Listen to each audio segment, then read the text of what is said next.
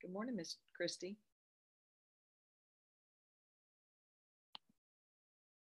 Good morning. Good morning. Can you hear me, Christy?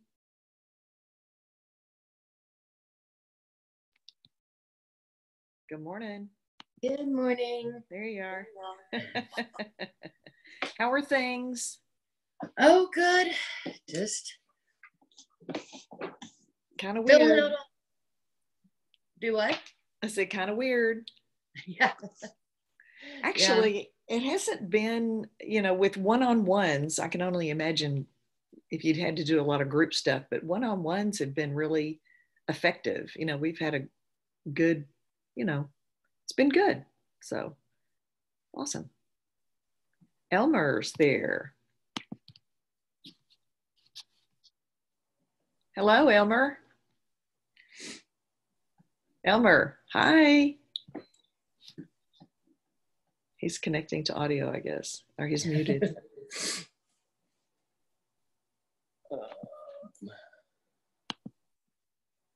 we go. Unmute. No, he's muted himself voluntarily. Here's somebody else.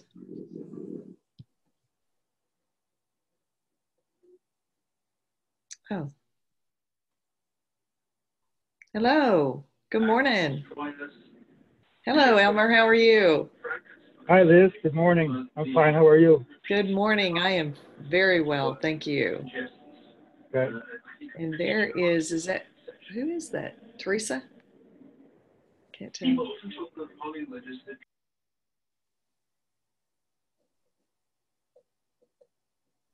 There's Ashley and Mimi. Good morning.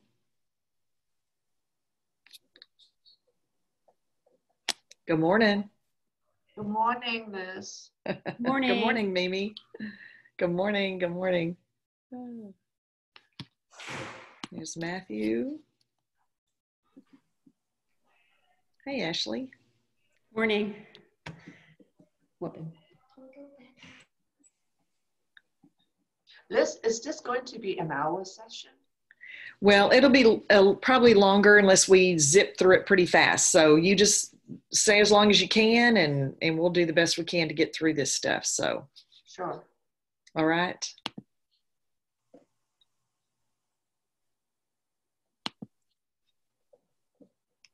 I'm trying to admit Rita, but it won't let. I'm clicking admit Christy, but it won't let me admit her. Do you have admin? Are you admin as well? I'm getting in right now. Okay, it worked. It worked. Here's Samir. Yeah.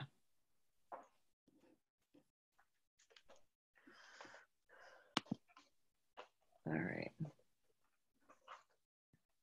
Good morning, everyone. Good morning, Samir. Morning. How are you? Doing great. Good. Thank you for everything. All right. It is 9:32. And we are going to get started so that we can respect your time. Thank you for being on time. I really appreciate that. And what I'm going to do, Christy, if you can kind of keep your, right eye kind of looking at and admit anybody that comes in late. Can you do that for me? Yes, ma'am. I'm here. And I'm going to share my screen. So for those of you, Samir, God bless you. You've been to almost every class that I've taught of this, so I appreciate you doing that. And for those of you that haven't been to this class, I wanted to just explain that this was curriculum that I wrote a couple of years ago and have been teaching, and then we update it as things change to make sure that we, stay on top of things. There's a couple of things I still need to update in this particular set of curriculum, but I wanted to show you where this is because it's a good reference guide, okay? And so we're going to go through it very quickly so that, we can kind of answer your questions and that sort of thing, but know that you have access to it and you can you can go get it if you need it and use it as a reference guide. So I'm gonna share my screen with you and see if I'm smart enough to do this. Every time I do this, it's something new. So, okay. So, can you see what I'm doing here? Okay, so we have a training site. So you see my screen, it says Google. Is that what you see? Or do you see the Zoom site? Talk to me. The Google. Okay, you see my Google site. Okay, this is always a trick. So we have a training site that I wanted you to know about. Most of you already know about this training portal. Up here you can see that it's kwdfwonline.com, okay? kwdfwonline.com. Some of you know about this and maybe some of you don't. Here's the agent login, and this is blanket agent login and password. That is KW296.2*9. Okay, so make sure you put that in there right, okay? So when you log into this site, this has been set up kind of as a resource. I'm gonna have to hide you guys so I can see my screen.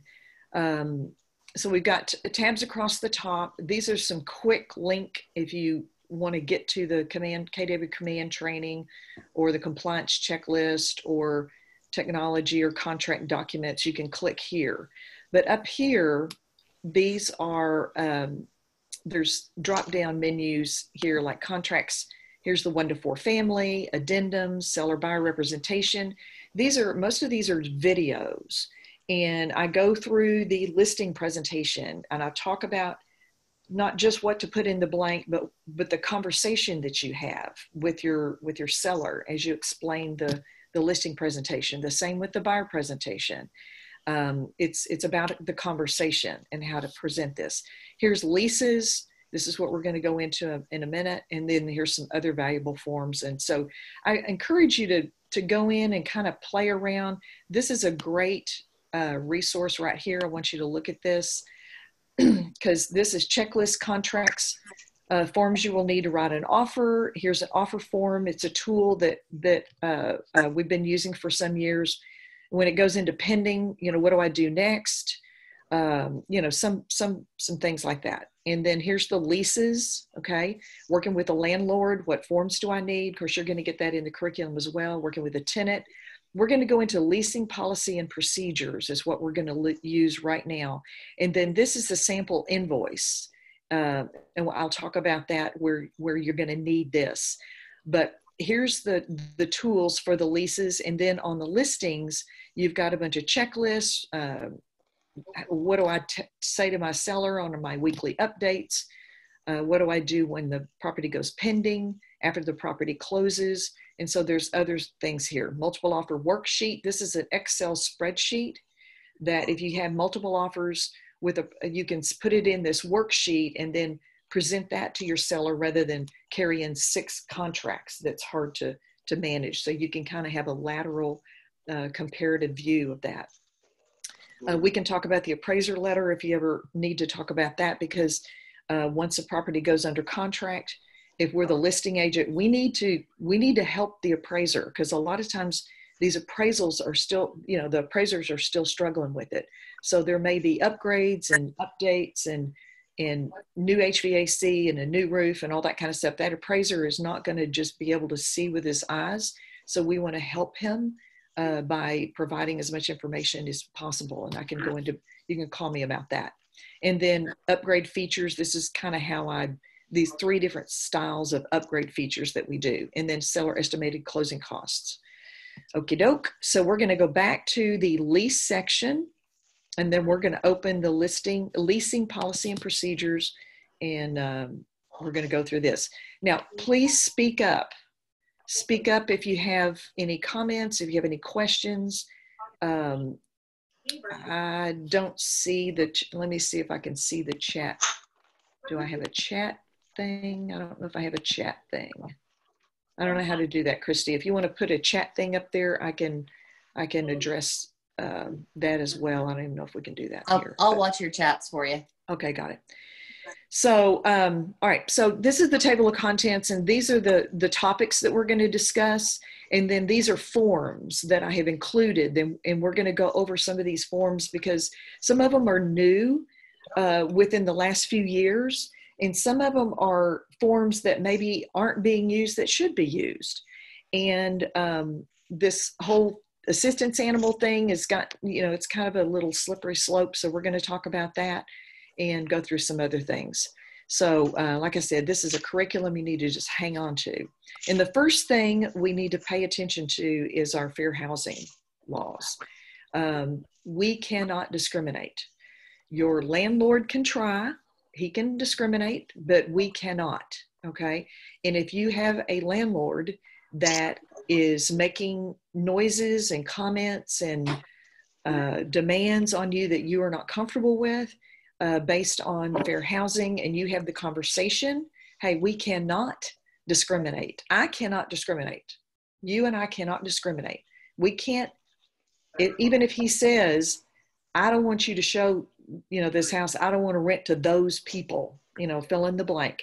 We can't do that. I mean, we could lose our license, okay? So we have to be very careful. If he wants to be a bigot, he can do that all by himself.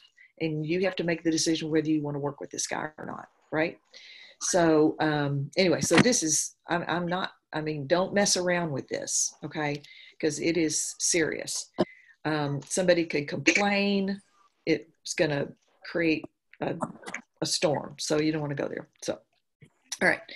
So if we are working for the landlord, if we are the listing agent working for the landlord, these are the TAR forms. I should put TXR. You see the updates that need to be already, but it's the same numbers. They just changed from TAR to TXR. We always, always, always use an IABS, and you know what that looks like. The listing agreement, exclusive right to lease. Somebody asked me if they needed to use the, do I have that listed here? That, here it is. Netris Lease Property Data Input Form. That's on the Netris website. When you first go into, open up netris.net, I think it's the website, when you're going into the MLS, right? So netris.net, right on that, before you log in, on that front page, there's a document tab, and you can click that tab, and over on the left-hand side, there's the Netris Lease Property Data Input Form. There's the other property data input form for if you're putting something on the market for sale. It's like a 10-page form, and you don't have to use it, but I tell you what, it's pretty handy if you'll go through and answer those questions and get that information from your seller, because it asks the questions. What's your security deposit? How many days, your lease is due on the 1st? When is it past due? Is it the 3rd, the 5th? That's their decision. You don't make this stuff up. It's their decision. Is there an application fee?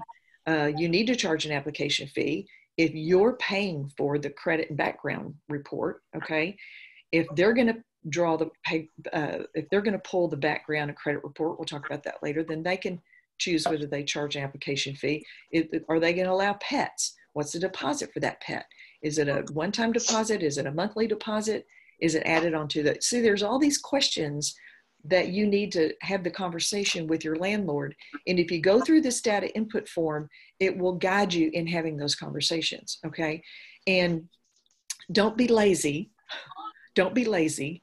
Put as much information as you can into that lease listing as you would a sale listing. What kind of heat and cooling does it have? Is it gas heat? Does it have a gas hot water heater? Is it gas cooktop? Because people care about that for a lease property just like they do a sale property. And I've seen lease listings that don't even have room sizes, don't even talk about what type of rooms that are there. It may say 3-bedroom, 2-bath, but does it have a bonus room? Does it have a study? Tenants need to know this information too. So I want to encourage you to go ahead and fill that listing out just as you would and serve your client as best you can. All right. So that's enough of the lease agreement, because a lot of that information on the lease agreement comes from that data input form. Okay. That way, you know how to fill out put it on the market and fill out the MLS. Lead-based paint, TAR 2008. It's not the same as the lead-based paint for a resale property. Okay. This is for lease properties. Question? The question? Okay. This is for lease properties built before 1978. Don't use the wrong form. Okay. Use TAR 2008. All right. And it's a little bit, questions are relatively the same, but it's a different form than the ones for sale. General information for landlord regarding assistance animals. This is a fair housing laws are surrounding this subject. We're going to look at the forms in a few minutes, and the form will guide you and your landlord how to request additional information from that tenant. That tenant can ask verbally, by email, by text. There doesn't have to be a form that they submit to ask if that they have an assistance animal, they want you to make an exception. But there is a form that you should use when you respond to that, asking for more information. Okay, so just be careful with that. And we'll look at that that form in a minute. Response to request, that's the form that you need to use in order to respond to that request. And we'll look at that in a few minutes. Adverse action notice and credit score disclosure. Believe it or not, this form has been around for a long time, but I've met people that never knew it existed. Whenever and we'll look at this form too, because this is one that will keep you out of hot water. If you pull the credit and background check, you have the conversation with the landlord about this particular tenant, and the landlord needs to reject that tenant. He's just not comfortable with what shows up on the credit or background. Or he'll say, okay, I'll take a chance on this tenant. It looks like they may have had trouble a few years ago, but they've been paying on a regular basis for the last 3 years. I'm comfortable with that, but I sure would like 3 months in advance. Or I sure would like to increase the security deposit. If you change anything about what is actually offered on the MLS, you must use this form.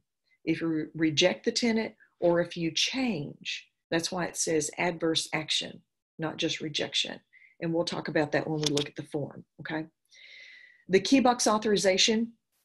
Generally, if this tenant has signed a Texas Realtor lease agreement, there's a paragraph in the lease agreement that says that the tenant agrees to allow the landlord to put a lockbox on the door so many days prior to the end of the lease. Sometimes it's 30 days, sometimes it's 60 days, whatever the lease says, okay? So if you are listing a property that has a tenant in it, you need to ask for the copy of the lease. And if they used a lease that they got off the internet, then you need to see if that paragraph is in there. Likely it may not be. If the tenant is refusing to let the lockbox be put on the door, then you can remind them of that they did sign a lease that said that they could, okay? If there's any conflict between, that you run into, it's not your job. You're not property managing that property, okay? So it's not your job to resolve those conflicts, those issues. It's between the landlord and the tenant, or the property manager and the tenant, to resolve those conflicts. So don't get in the middle of it, because if you step in and try to resolve the conflict, then you are property managing. You are acting as a property manager, and you are not the property manager. Okay. So, but if it's this, sometimes we go ahead and have this signed, even if it's in the lease, because it's getting their agreement again. Okay. So that's what this is. It's the tenant giving the agreement. And if they refuse to sign, then they can pay to waive that period of time. Okay. And that's in the lease as well. Okay. Any questions about that before we move on? All good? Okay.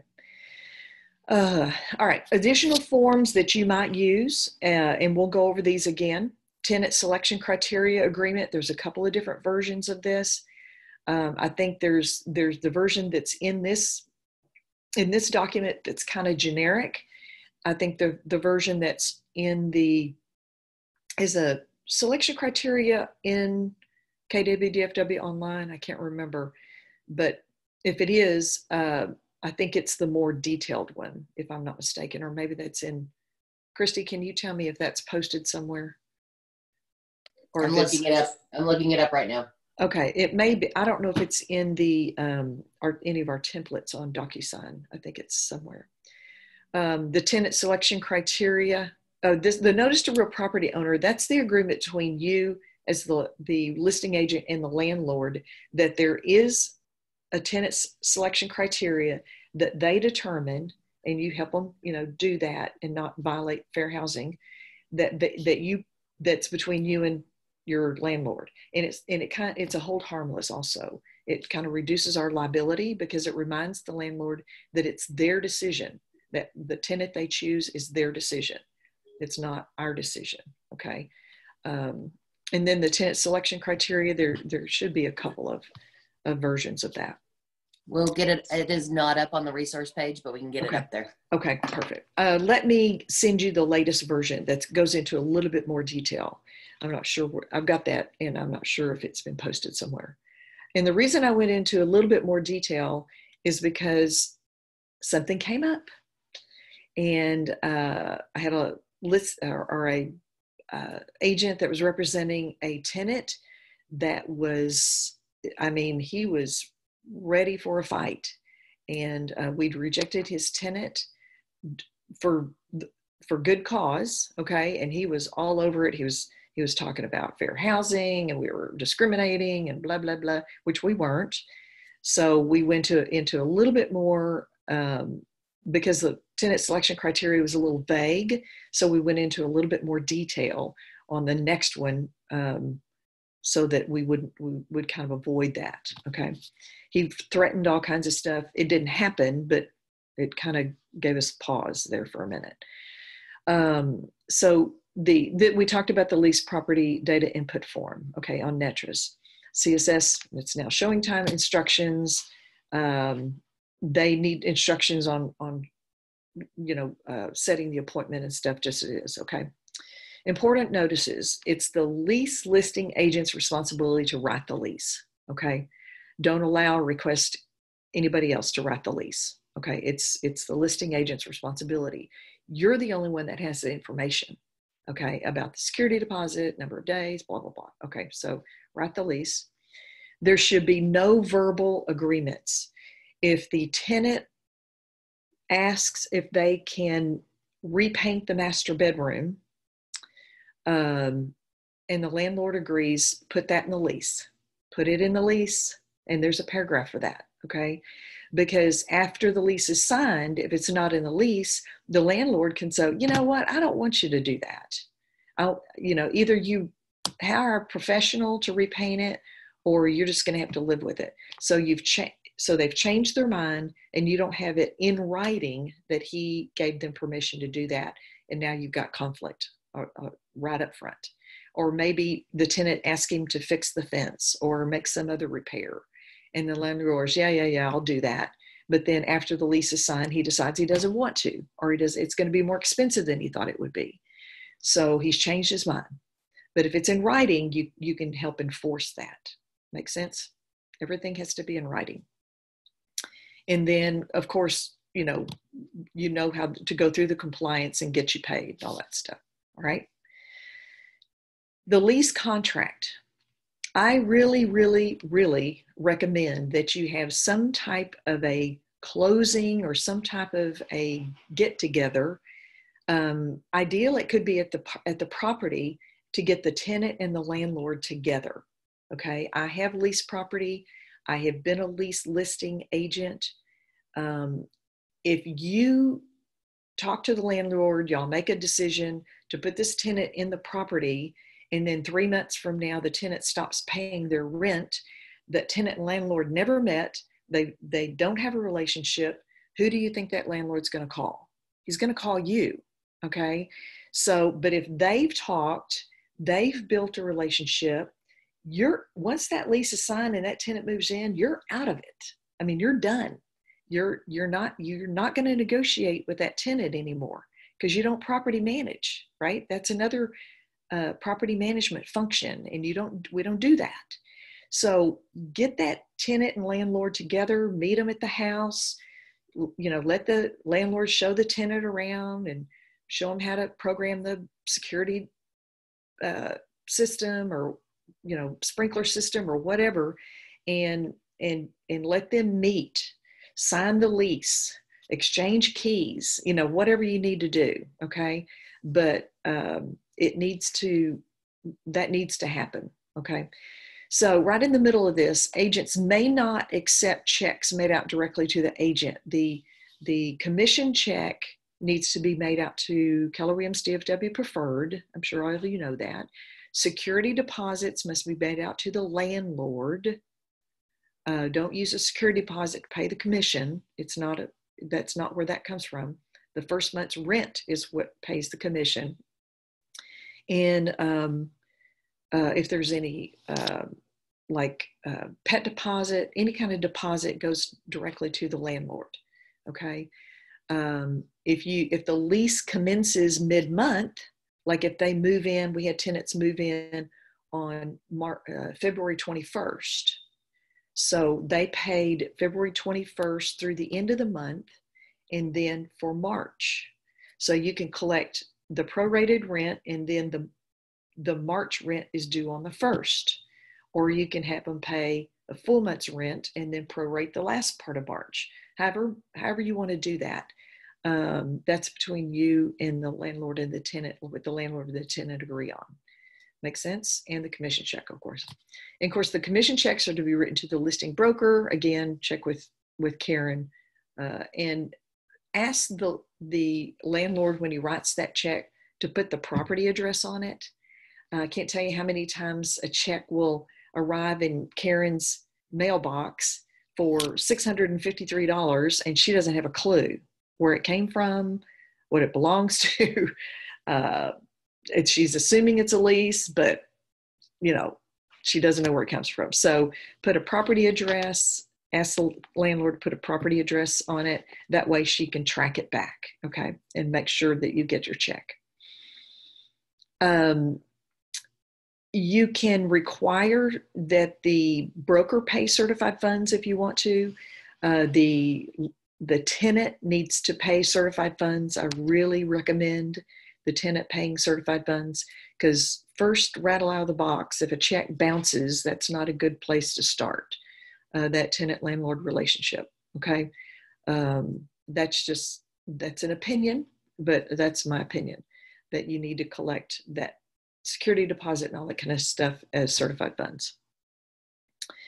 The lease is TXR 2001. It has a lot of information in it. A lot of it comes out of the information that the landlord has given to you through that Netris data input form and the lease agreement, the deposits, when things are due, what the late fees are, what pet deposit, all that's in the lease. Okay. So that it needs to be initialed and signed by all parties. Be sure and give a copy of that lease to the tenant. It's required. Our code of ethics says that we provide a copy of everything that tenant signs. They should get, our tenant or buyer or seller signs. They should have a copy of it. So make sure that the landlord and the tenant get copies of everything. Okay. Do not reference a lease purchase or lease options or anything like that. If the tenant is interested in buying the home after their lease is up, go, great. You'll be the first one we come to. Let's talk about that then. Don't connect a lease and a purchase. We don't do that in Texas. They don't allow that in Texas. If the landlord and the tenant want to draw up some kind of agreement, then they need to go see an attorney without you to draw up some type of agreement. It's really not in either party's best interest to determine a purchase price for this time next year, if you will, because we don't know what the market's going to be. So it's not in the landlord's best interest. It's not in the tenant's best interest. So if they want to do anything like that, then they need to go see an attorney, and you don't need to be any kind of part of it. Okay. Here's the pet agreement. It's TXR 2004. It specifically names the pets that are on the property, and that's how the deposit is set, by the number of pets. If there's an additional pet, they need to be clear, need to make clear to the tenant that if you bring in another pet, there needs to be another deposit. Okay, we need to talk about it. This is for Sammy and Susie, a dog and a cat, and nothing else. So anyway, just make that really clear, right? Do not, as it says, use this form for an assistance animal. You do not use a pet agreement. You cannot charge a fee for an assistance animal. Again, we'll talk about that in a few minutes. Here's the lease inventory condition form. It's such a great idea to do this. Whether you represent the landlord or the tenant, give that tenant this form upon move-in and ask them to provide it, to fill it out and provide it, turn it back into the landlord or to you within, fill out a number of days. I don't think it needs to be too long because damage could occur, in that first 10 days, if you say 10 days. So they need to fill that in as soon as possible. And the reason is that tenant needs to document any damage, stains, gouges in the, carpet, or gouges in the wood, dings in the doorway, just damage, okay, over and above wear and tear. So that, even with pictures if necessary, so that when that landlord makes his final walkthrough, after that tenant moves out, he has a list of the damage that was already done prior to that tenant moving in, and so that tenant is not held responsible for that damage. Because if that damage is not documented, then that landlord, if he's going to have to hire somebody to patch that sheetrock hole, then he could withhold some of that security deposit in which to do that. If that tenant didn't cause the damage, then he doesn't need to be held responsible for it. Okay, so that's the importance of the inventory condition form. Agreement between brokers. This is so important to use if the lease is under 1 year, and here's why. On the MLS, it says the BAC, buyer agent commission, tenant agent commission, okay, there's a percentage there. And that 25, 35, 40% is 40% of 1 month's rent, okay? 40% of 1 month's rent. So if you're the landlord, or if you're on either side, if that tenant negotiates less than one year, and it's assumed that it's for a year, that 40% of 1 month's rent, it's assumed for a year lease, if that's what it's advertised. And that's what most leases are advertised. But if they do negotiate, say, a 6-month lease, and everybody agrees to it, you still need to get paid 40% of 1 month's rent. And don't assume that will happen. Years ago, I had an agent that had, she represented a lot of tenants. And so they were young, and that was who their sphere was. And so they represented a lot of their friends in leasing homes and apartments. And so she did her agreement between brokers for residential leases. It was 40 or 50% of 1 month's rent. And it said, okay, so, and then they signed the lease, all that kind of stuff. So it was all signed by the other broker. So they had negotiated a 6-month rent, a 6-month lease. So when the check came, it was half of what it should have been. Well, what do you think that listing agent did? She prorated it. Okay. So she gave her 25% of 1 month's rent instead of 50% of 1 month's rent. And the agent called and called and called and tried to get her to pay her more. No, it was 6 months. we can't pay 50% of, blah, blah, blah. So she came to me and I said, I'll be happy to make that phone call.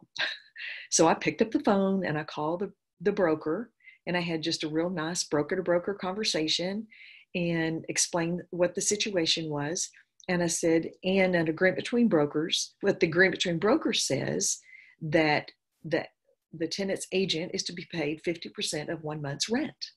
And he said, you're absolutely right. We'll take care of this right away.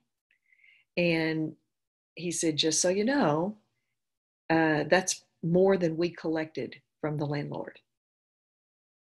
Okay. I mean, but that's what the agents were due, because that's what the agreement said, right? So that settled the question. I mean, that settled the argument. There was no more argument because it was in writing. It was agreed on by both sides. That's what the agent got paid. Okay. So that was a long explanation, but that's how important that is. Bed bug addendum. Okay, we're going to look at this too. Who knew? This came out a couple of years ago. Apparently this is a thing. And we'll look at this because the landlords and tenants need to complete and sign this form. It's very important. So we'll talk about that when we come to it. Intermediary relationship notice. Okay, there's two ways to do this. And I need to revise this on going forward. Technically, if you represent the landlord, a lot of times the tenant will come because they saw it on Zillow, or they saw it on Realtor.com, or they drove by, or whatever the case may be, right? So they're unrepresented. So more times than not, that tenant doesn't need representation because it is what it is. The security deposit is what it is, unless it's really an unusual situation. They really don't need somebody to negotiate for them.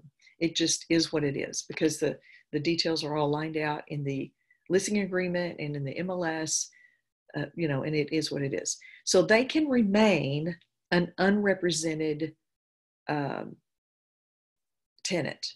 And so in that case, you would use the representation disclosure. And I will, I don't have the form number right on the top of my head. I should have got that. But anyway, I'll update this and send this out so that the tenant, they're just representing themselves, and the landlords, you're representing the landlord. But that needs to be disclosed. You needed to present an IABS to that landlord or that tenant to make sure and have the discussion who you represent. And do you feel like you need representation? Ask the question. If so, usually not, but if so, go get an agent to represent them, okay? Or you can have a listing agent or listing agreement with the seller, a buyer representation agreement with the tenant, and the intermediary relationship notice, which will create intermediary. But when you do this, you can't give either party advice. You no longer can give your seller or your landlord advice either. So when you pull the credit, pull the background, give them the report, or you don't give them the reports, but just give them the summary to look at, and they ask your opinion, you can't give it. So you may want to use the representation disclosure because you want to stay in a fiduciary relationship with your landlord if you're looking out for him. Does that make sense? Any questions about that? Okay, could you shut these doors? Okay. I left the doors open. I should have shut them. All right, MLS property sheet, you know what that is. We need a copy of that when you turn your paperwork in. And again, a reminder that all funds should be certified funds, so you don't have to worry about any blank bounce checks. Okay, all right. So when you're representing, before we move on to the tenant's agent, do we have any questions? Any questions, any at all? Okie dokie. Good. Awesome. That's excellent. Okay, 12 participants. Good. Yay. All right. All right. Representing the tenant, very similar. The documents that you need, IABS, of course. Your rep agreement, good idea to have a rep agreement, always, always. Again, a reminder for clients to pay in certified funds. Agreement between brokers and residential leases. We've already talked about that and why that is so important. Apartment leasing. Yes, sometimes we can get referral fees from an apartment. If we accompany a tenant to an apartment complex where there's an on-site management company that it's willing to pay a referral fee, then they will have you, register that tenant just like you would at a new home construction. There is a sample lease invoice. Remember, we talked about that. It's on the kwdfwonline.com under client management resources in the lease section. So this sample lease invoice, that particular, when you pop that open, you need to download it as a Word file, and then you can go in and fill it in. Okay. If you just open that, I tried it yesterday. Maybe it's just my Mac. I don't know. But if you can't fill it in by just popping it open, go ahead and download it as a Word file, and then you can open it and fill it in. You just fill in, the property address, apartment number, who the client is, what the monthly rent is, what the percentage that they're willing to pay, your name. You have to provide a W-9, I think, which is also in the office resources. I think it's in office resources on that site, to the apartment as well. And anyway, give me a call. It's pretty self-explanatory. Some agents, even if it's another brokerage or particularly a property management company, there's a lot of agents that work with tenants that go ahead and use this lease invoice to send to that other brokerage or that property management company. Not a bad idea, because it gives them something in writing to pay off of, as a reminder. And you have to provide the W-9 anyway. So that's just a suggestion. If you are representing a tenant for lease by owner, okay, maybe your tenant finds it on Zillow under by owner, okay, a lease by owner, or they drive around and find a sign stuck in the yard, or whatever, fill in the blanks. You use the registration agreement between broker and owner. This is for leases and for sales. This is a for sale by owner, for lease by owner document. And it's your written agreement between you and that landlord, or you and that seller, that they're going to pay you. Okay. So you negotiate what you're going to get paid. You fill in that form, both parties sign it, and that is your written agreement that you're going to get paid. So if that landlord changes their mind or wants to change the percentage they're going to get paid, you've got a written document that you can use to enforce what the agreement was, right? Can't stress this enough, to put everything in writing. Don't take people's word for it. The lease application is the TXR 2003. That's the, and what I recommend is go ahead and downloading that and getting the tenant to complete that form, because they've got to give some employment information, and it's not super detailed, but it's a lot of information. Don't put a property on it. Go ahead and get them to complete that form.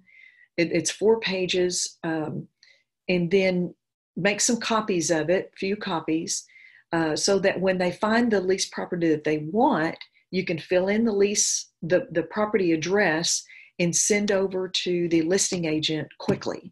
Because some of these really nice properties, they go fast.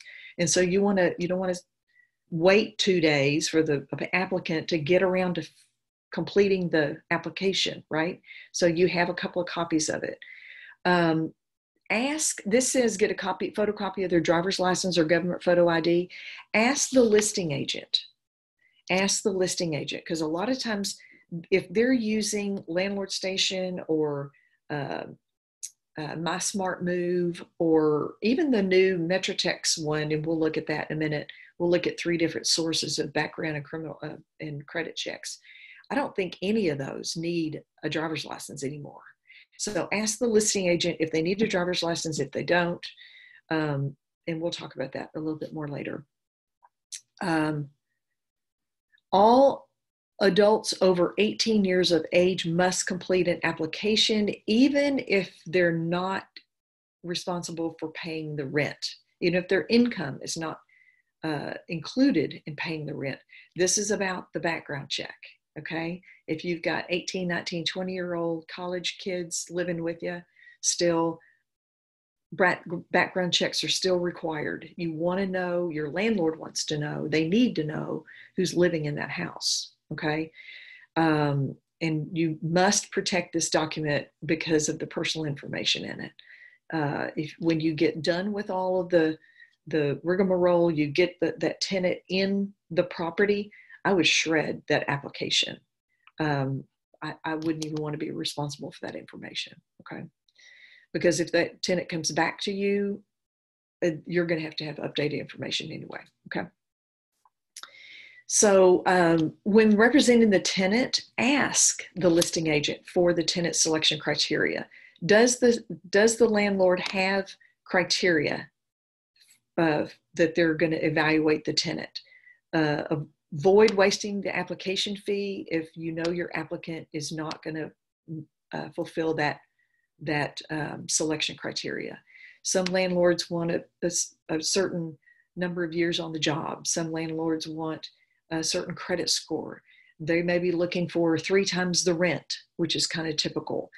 Maybe they have upped that a little bit. Maybe they want 4 times the rent.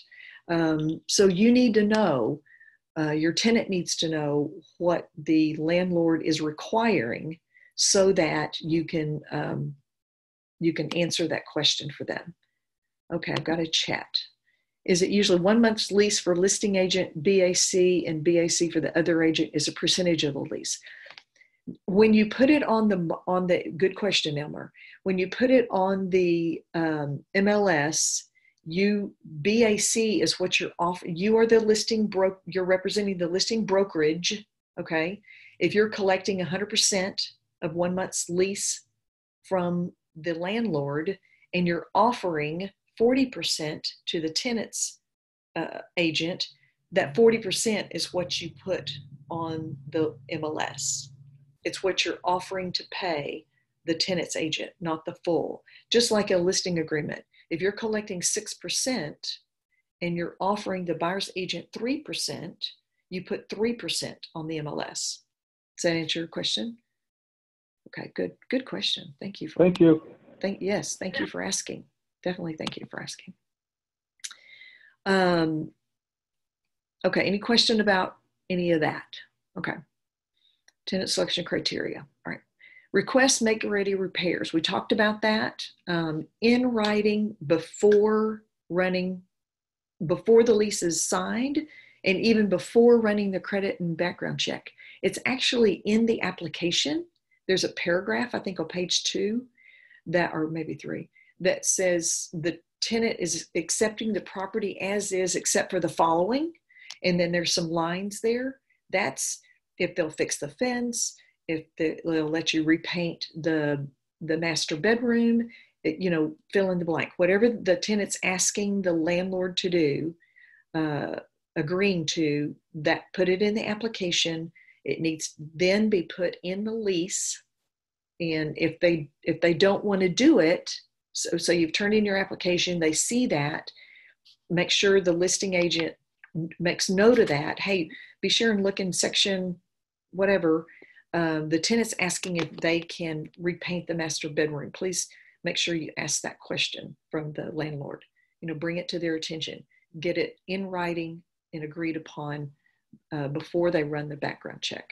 Make sense? Okay. Saves everybody time and money. Authorized release information related to a residential lease. That's just page 4 of the application. It's giving you or the landlord permission to run their credit and background. You need that written permission, if you will.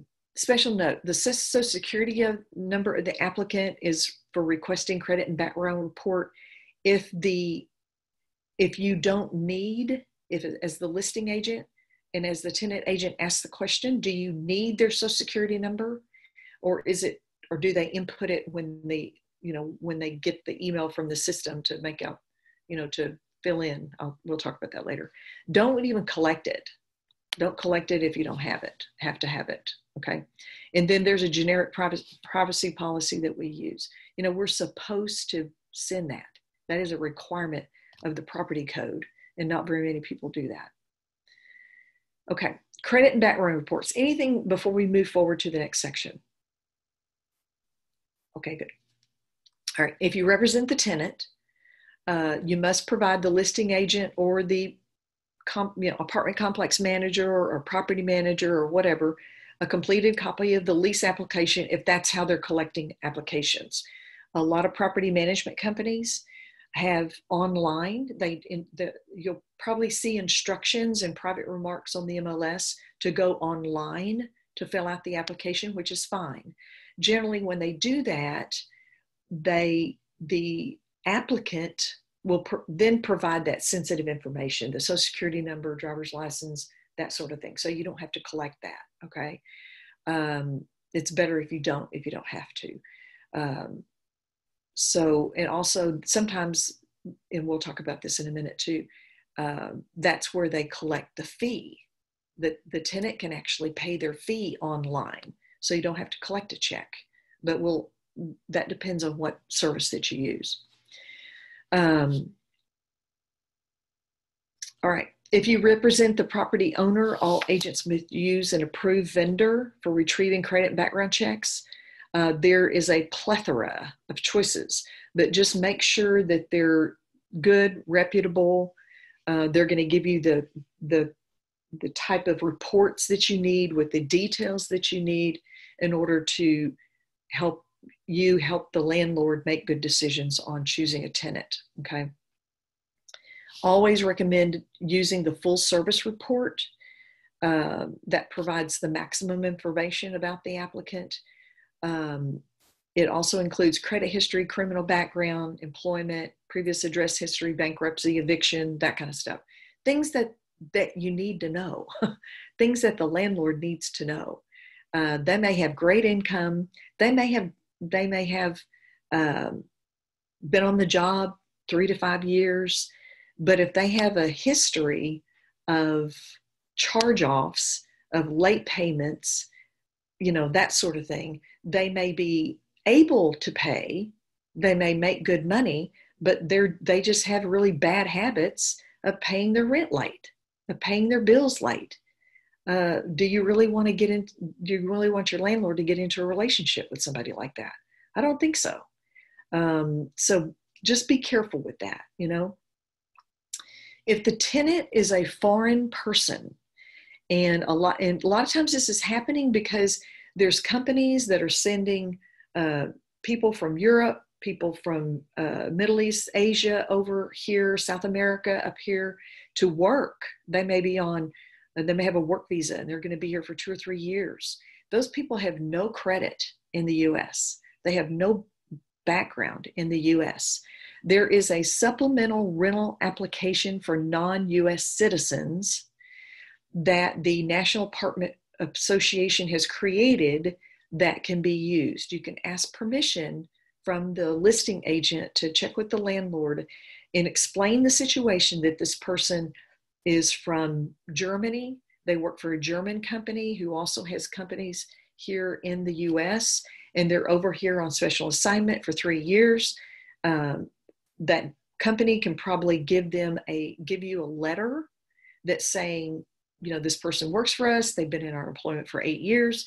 We put them on assignment to the US for 3 years. This is what their salary looks like. Get a letter from their employer if you need to. And then use this supplemental rental application if you need more details. If the letter doesn't do the trick for you, okay? And that's attached to this this curriculum. Okay, all right. Here are the 3 acceptable options. Like I said, there's a bunch of others, and maybe some of you can pipe up and let me know which other background and credit check people that y'all use. Metric Tax partnered with Tenant Background Search. The office has established a relationship and an account with that. We had to do that first as a brokerage, and now you can email them, Metritex at Tenant Background Search, or call the support line, and you will be setting up your own account so that you can request reports. Tell them that you're associated with us, and they'll verify and get you set up, okay? And I believe, has anybody used this? I have not used this one. Does a tenant do online applications or just online fill in the information to request the application? I mean, the background search. Does anybody use this? Nobody? I haven't either. Anyway, so Landlord Station and My Smart Move down here on this next page are both very similar. I know Landlord Station is the one I use with my personal property. And I choose a one-time background check. You can set it up for a monthly subscription if you have a bunch of properties, or your landlord has a bunch of properties that they're going to be turning over, but likely you'll just do the one-time thing. And you don't need a second one unless you plan to do more than one lease per month. Complete the form for the potential tenant online. You have to set up your own account, and then you go in. You want to review a tenant. I can't remember the terminology, but it's like you want to submit a tenant for review. You put in the tenant's name and email address. That's all you need. Their name, their complete name and email address. And remember, if it's a couple, you're going to input twice. If they have an 18-year-old son, you're going to input 3 times. You're going to have 3 different people, 3 different email addresses, okay? Because 3 different reports have to be pulled, right? So you do not have to collect the Social Security and driver's license number. That's what I love about these online versions. So you'll put the request in, and then the system will send them an email saying that request has been made to run your credit and background report. We need to collect this information. That's where they put in their Social Security number, driver's license number, and that sort of thing. There may be a way Samir, do you collect an application fee, or don't you use My Smart Move? Right. Do they pay online, or do you collect the application fee? They pay online. Okay. I don't deal with, I put $40, whatever My Smart Move charge, that's what I put on the application. Okay, so when you send them an application or a request, they give My Smart Move their credit card, and they pay for it. I love that. I love that idea. So that way you don't even have to touch the money. You don't have to collect the money. Now, Bruce Lynn works with a lot of investors. He's in our office, and I think Rob Mitchell does too, and I'm not sure how he runs background and all that kind of stuff, but I know Bruce Lynn has several landlords that have multiple properties. The landlords have set up their own accounts with My Smart Move or Landlord Station. And so they're the ones that input. Bruce collects the TAR application, sends it over to the landlord. The landlord takes that application and sends, he inputs in his own account the tenant's name and email address. And so he runs his own credit and background checks. I love that idea. That way you're not responsible for running any of those credit and background reports. But I do love the feature that My Smart Move, and maybe Landlord Station, I'll have to check that out, that's how the tenant pays for their fee, the application fee. Okay. So the report comes to you, or however you have it set up. Bruce, it goes straight to the landlord, then the landlord makes the decision. But 9 times out of 10, you're setting it up for that landlord. So the report comes to you. And here's a new law. Before, you couldn't share the report with the landlord. If you could share the summary, but you couldn't share the credit report. If you use any of these, it's not like pulling a TransUnion credit report. It's not like pulling an Equifax credit report. It's more of a summary anyway. But you can share these reports with the landlord. If that's the only reason that landlord is using that report, then they can have that a copy of that report. This is something that I've discovered here recently. Okay, they I think it was the last year's legislative session, they decided to loosen those because that does put us in a very slippery situation in that we're trying to interpret this report to the landlord, and then they make their decision on how we've interpreted it, right? So they've allowed the landlord to have a copy of the report as long as that's the only reason that he's using that report is determine whether that tenant is suitable for renting his property. And then he can't use it for anything else and he needs to destroy it. Does that make sense? Okay. So again, I need to change that. Policy regarding owner's access, this is no longer valid, okay? So the property code trumps this, and so you can provide that report to the landlord as long as they understand that that's the only reason that they can use that report is in order to determine whether they are going to be rented to, all right? Okay, we're going to talk about this adverse action notice and credit score disclosure.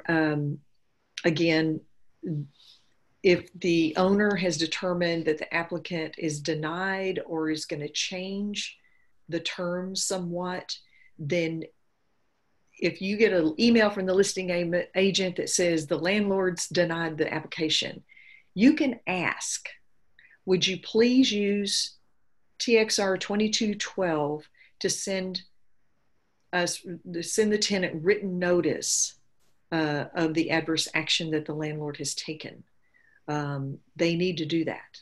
Okay, they need to do that, and we'll talk about why in just a minute. There's also documents that can be used if the company that you use to run the credit and background doesn't provide this information, and that's employment verification and rental history. Most of them already do that. Okay. The residential lease guarantee, that is, okay, so the scenario could be a young married couple, they're fresh out of college, they really don't have a lot of credit or rental history. Your landlord's not really comfortable with renting to them because of their lack of credit and rental history. Dad can sign as a co-signer, okay? That's a lease guarantee, and that's the form that you use. You would run background and credit on the lease guarantor, okay? So this is what they have to sign, and that's giving you permission to run their background and credit report. Because if dad's going to back up the young couple that just got out of college and got married financially, then you need to make sure that dad's financially able to, right? This is like if mom and dad are renting a house for their college age kids or their college son, and they're going to rent out 2 or 3 rooms, you know, that kind of stuff. A lot of times you'll need a guarantee for that. Okay. Pool spa maintenance addendum, be sure if there's a pool on the property that they understand their responsibilities and their duty, you know, to taking care of the pool or how that's going to be handled. Okay.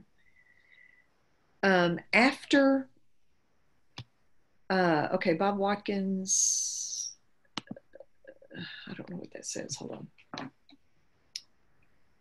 Okay, Christy, can you allow Bob Watkins into the program here? How do I make that go away? Did you do it? Okay, sorry, Bob. Okay. After closing documents, these are some other things that your landlord may need. Be careful getting involved later on in the lease when things go awry between the landlord and the tenant, because if you come in and start filling out documents and negotiating with the tenant and all that kind of stuff, that's property management. We don't do property management, okay? You have to have a written agreement about that, and it's with the broker, it's with the brokerage, and our brokerage does not have an in-house property manager, okay? So we don't hold, we don't have an escrow account for we don't have a trust account for the security deposits and all of that, which is required, all right? So there's also a general source for forms, any of these forms, on rentallease.net/Texas. You can point the landlord if they call you 8 months from now and they need, the landlord needs, their lease is coming up and they intend not to renew their lease because they've been horrible tenants. They can go to this particular site and pull a similar form to what they need. It's not going to be a TXR form. It's not going to be a Texas Realtor form, but there are forms for that are generic, that the landlords have access to and tenants have access to. Okay. If they need to change the lease along the way, maybe they're adding a person, they're taking away a person, maybe they're adding a pet, they're taking away a pet, they're changing some terms of the lease. There's a lease amendment for that. Okay. So you could probably give them a copy of that if you need to up front. Okay. All right. TREC document retention policy. We are required by TREC for a minimum of 4 years. I keep mine 7 because the IRS says 7. IRS trumps TREC when it comes to documents, in my opinion. So we must keep everything that pertains to any type of transaction that we do, even those that don't close. Did you know that? Even those that don't close, that's the rule. And here's an example of that. We had, one of our agents had a listing for sale. She took the listing, she sold them the house earlier in the year.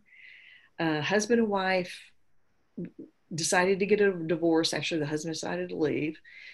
And in December, I think or November, they called her and said, hey, we need to sell the house. She's like, I just sold it to you, like in February. Anyway, so it was a struggle. So they put it on the market in December. They got an offer in January. That person bailed during the option period. It went under contract again like 2 or 3 weeks later. And during that due diligence, the divorce got more and more heated. The landlord, the Mr. landlord or Mr. Seller was going to have to bring like $8,000 to the closing table to get this thing closed. He finally came to terms with that because they had just bought the property. The Mrs. Seller's attorney said that this house needs to come off the market. It's part of the property settlement. Anyway, it just got really ugly. So our agent said, well, we're under contract, Mr. Attorney, so seller can't breach the contract. So we're just going to have to let this ride out. And because they were like 2 or 3 weeks to closing. So come to find out, 2 weeks before closing, the appraisal came in and it came in short. So the sellers were not willing to reduce the price of the house. So the buyer terminated, and then the listing agent pulled the house off the market. So the Mrs. Seller during this process became a little irrational, had some ideas that things were going on that shouldn't have been going on. She became very unhappy with us.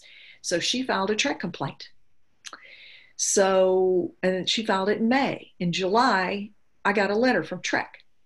And so we had to deal with a TREC complaint on a transaction that never closed.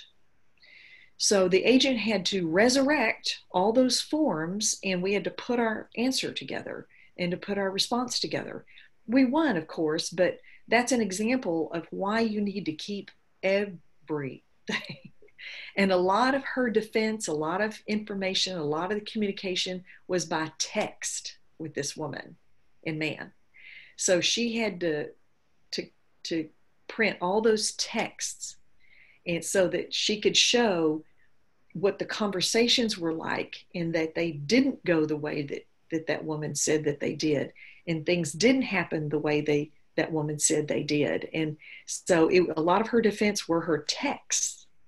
So cautionary tale, okay? Cautionary tale. Just make sure you keep everything. And if things anywhere come close to smelling bad, you better keep emails, texts, everything you got. And a lot of times what happens with things that do close, 6 months later, that buyer finds a leak somewhere that they think the seller should have disclosed, and things blow up because of some undisclosed or perceived undisclosed condition. And then you got to drag up all that paperwork, all those disclosures, all those conversations you had, and all that kind of stuff. So be very, very careful. I've been through this a lot, and I haven't lost one. So let's keep it that way. Okay. And it's because we got our ducks in a row, and the agents did a great job, handling themselves and handling their transactions and keeping their documents and all that kind of stuff. So to their credit. And if you have any questions, call me. So Command is a great source of safe storage. We have to store these things, right? So I have boxes in my attic. Some of you that have been in the business for a while, you've got boxes in your attic, right? So every time I move, I look at my boxes. I go, what can I get rid of? And I go take them to the shredder. But I still have boxes in my attic, from years ago that I'm still keeping. But if you put everything on Command, that is your safe storage. That's why we urged you to take everything that you had on dotloop and move it over to Command, so that if something comes up in the next few years that was a dotloop transaction, you have access to all that information. And at the end of a transaction, what I recommend that you doing, take that paper folder, and I know you have them, and those notes and those scraps of paper and the notes in the margin of the listing report and all that stuff, the back of the MLS, take copies of all that, scan it, and put all that up into Command as a, kind of a miscellaneous communication document, so that you have all those notes and you have all that information readily and available to you. And then you can shred that paper folder. Okay. Okay. All right. Landlord and Tenants Guide.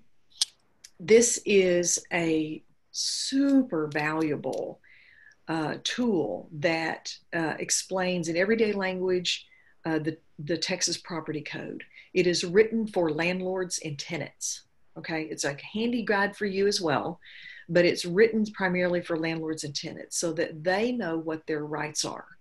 They know that if the tenant didn't pay their rent for so many months, how do I go about filing an eviction, or whatever it is. If the tenant is complaining because the landlord didn't make a repair fast enough, it'll tell them what the landlord's rights are and what's considered an emergency. It'll answer all those questions that the landlords and tenants might call you about. Because if they call you about them, you can't answer those questions, but you can share this guide. So I would recommend sending this to your landlords and tenants during the transaction or at the end of the transaction. So if you have any questions later on, be sure and check out this guide. It's about 42 pages, so I wouldn't print it, but you can Google Landlord and Tenants Guide and it'll come up. The source is the Real Estate Center at Texas A&M University. So it's easier to do that than try to put in this URL. So just Google Landlord and Tenants Guide and look for the Texas A&M University Real Estate Center. Okay, so that's a cool deal. All right, anything else before we dig into the forms? Any question you might have? Okay, awesome. General information for landlord regarding assistance animals. This explains, I have several documents in here that go into some granular detail on what are assistance animals. They come in two categories. Some are service animals, some are emotional support animals. they are both considered assistance animals, and they both are protected under the Fair Housing Act. Okay. And so single family housing sold or rented without the use of a broker is one of the exceptions to the rule. Owner occupied buildings with no more than 4 units. In other words, this is an exemption from the fair housing rule. If there's a duplex, the owner lives in one side, they can discriminate for that other unit to not permit assistance animals. But there's very few exceptions, very few exceptions. If it's a for rent by owner without the use of a real estate agent, that owner can discriminate and not allow assistance animals. That's their deal. And if you have an owner that insists, then you need to back out of that equation and terminate your listing agreement and let them do it on their own, because you can't be a part of it. So it talks about assistance animal and about disabilities. And major life activities means functions for caring for oneself, performing manual tasks, walking, seeing, hearing, speaking, breathing, learning, and working. Sometimes we'll get into that in a minute. Reasonable accommodation, if you can't make reasonable accommodation for, it could be viewed as discrimination if your landlord won't make reasonable accommodation. And that's not just about animals. That's to rules, policies, practices, or services. And there's another document that I gave you that'll go into a little more detail. You have to be careful about what you refuse to do. Okay. And we'll talk about that more later. If you prohibit pets in your rental property, if pets are not allowed, or impose other restrictions or conditions related to pets and other animals, in other words, the size of the pet, the breed of the pet, whether it's been spayed or neutered, those kinds of things. A reasonable accommodation may include a request to live with and use an assistant animal that may fall into those categories. So we have to be careful with that. Let's see. Generally, such request must be granted unless the person seeking to use or live with the animal does not have a disability, or they may have a disability, but they don't have a disability-related need, or it would impose an undue financial or administrative burden on you, or it would fundamentally alter the nature of your operations. Now let's talk about that. So, and be careful with accusing someone of not having a disability. That's what this form is about. We'll look at that. Or a disability-related need. But if it imposes undue financial administrative burden, that's if your insurance company prohibits certain breeds of dogs, aggressive breeds, whatever that means. However, and you can say that, however, if you're complained upon, then HUD is going to investigate that complaint, and they're going to ask you, well, did you seek other insurance sources from other insurance companies that don't have this restriction? Because you're going to be expected to do so. Okay. And then if your insurance company discriminates, then you can point out to your insurance company, hey, you're setting yourself up for discrimination, because they're exposing themselves up to discriminatory practices against a possible assistance animal that is a Rottweiler. Okay. So, your insurance company may be putting themselves at risk as well. Okay. Also, in other words, also you need to meet that dog. That's another reason why you should get together before the lease is signed. Meet the dog.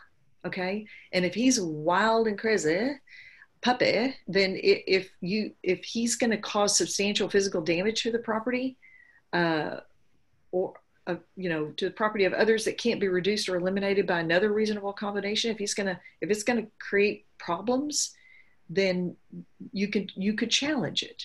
Okay, you could challenge it perhaps. Health and safety of others.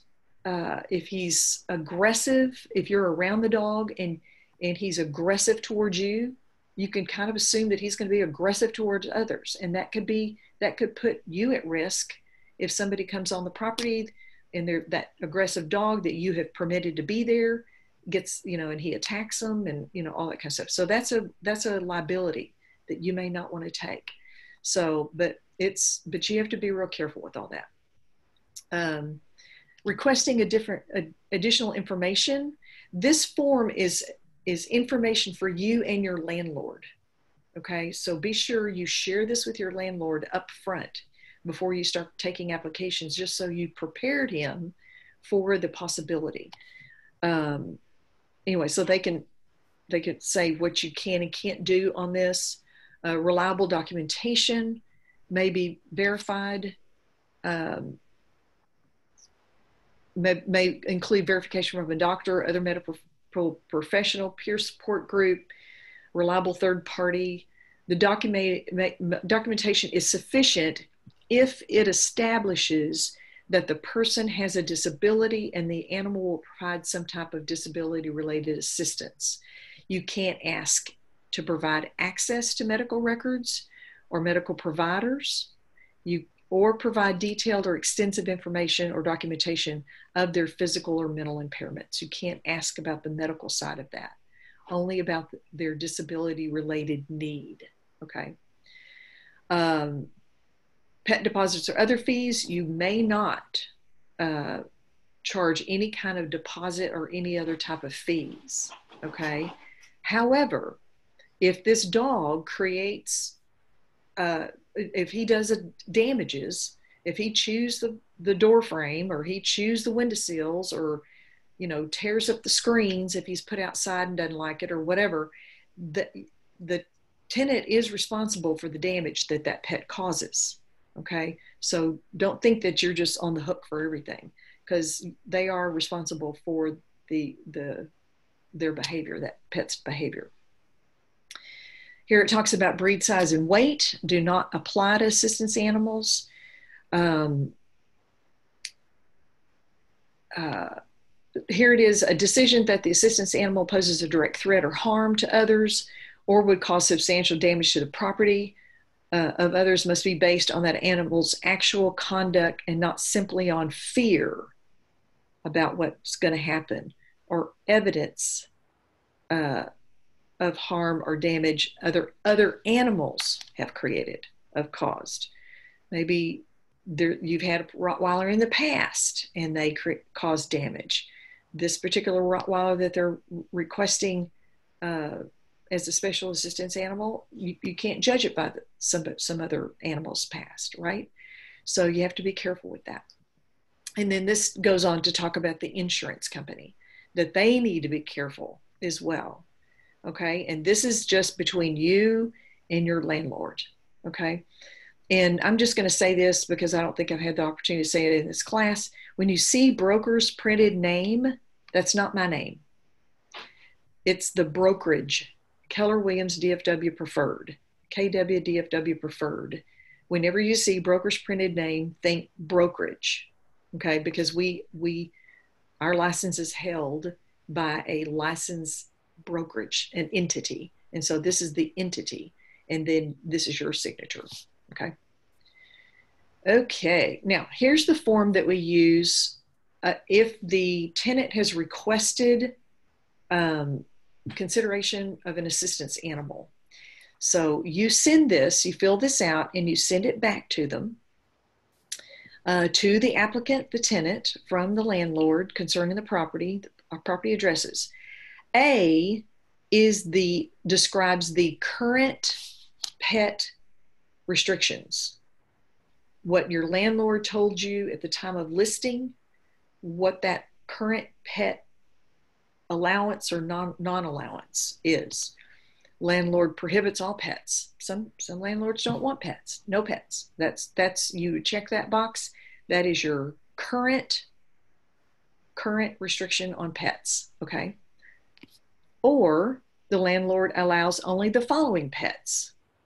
Maybe you only cats, only birds, or small dogs, or whatever your landlord told you at the time you listed the property. If the landlord restricted any breed, size, or weight of the property, if the landlord said, I'll allow pets, but nothing over 25 pounds, that's where you would put that in there. Or no aggressive breeds. You need to say, okay, what does that mean? I'm talking about Rottweilers, Dobermans, bull, fill in the blank, whatever you think. And then, so you would put that in there. And if the landlord charges a pet deposit or fee, you would check that box. And if there's any other type of restrictions that the landlord may have stated. So A describes the current conditions or restrictions on pets in the property. Okay, check all that apply.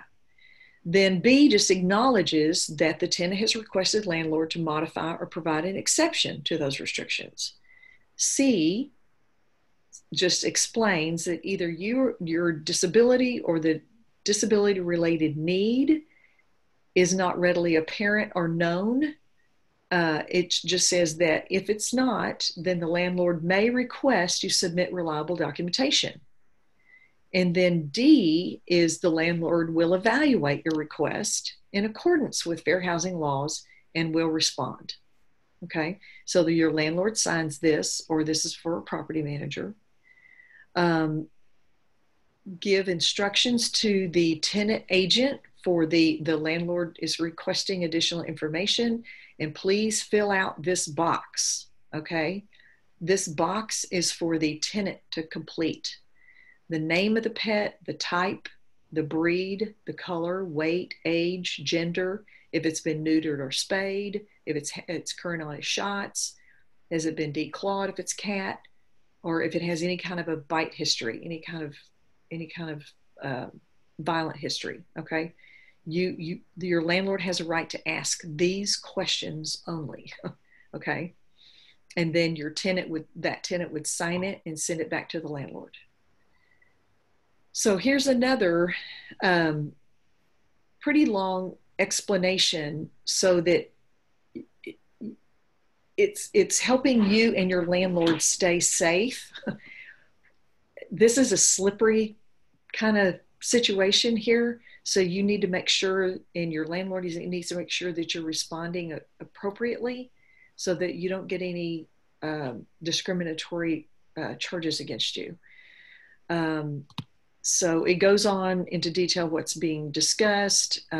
It talks about what creates the need for an assistance animal. It talks about the Fair Housing Act.